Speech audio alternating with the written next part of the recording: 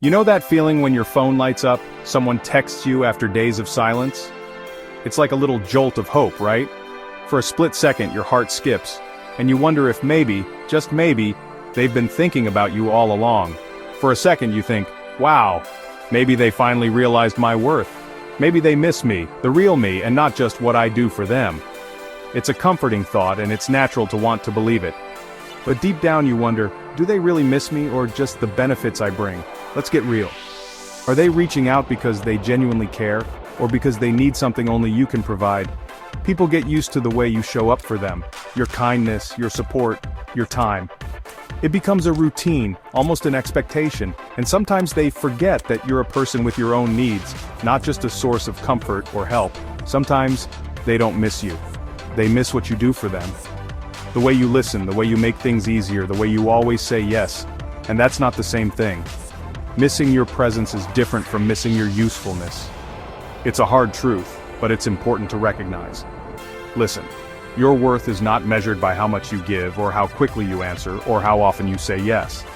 You are not just a resource for others to tap into whenever they need a boost. Your value doesn't come from the benefits you offer. It comes from who you are. The world may try to convince you otherwise, but your essence, your spirit, your unique perspective, those are priceless. The world tries to convince us otherwise, right? That if you're not useful, you're not needed. We're taught to measure our value by our productivity, by how much we can do for others, by how indispensable we make ourselves. But that's a lie. You are not just a sum of your actions or your favors. You are a whole person, worthy of love and respect, even when you're not doing for others. You deserve to be seen, for your laugh, your energy, your dreams, your flaws, for the way you light up a room, for your quirks, for your stories, for your heart, for just being you. Not for what you can do, but for who you are at your core.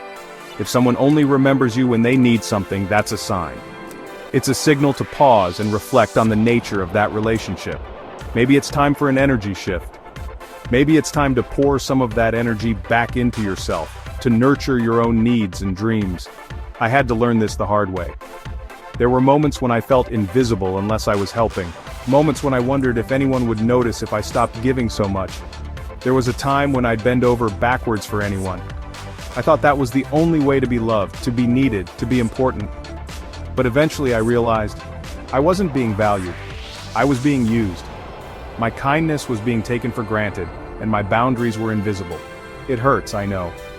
It stings to see the truth, to admit that not everyone has your best interests at heart. But the truth is, the right people won't just want your benefits. They'll want your presence.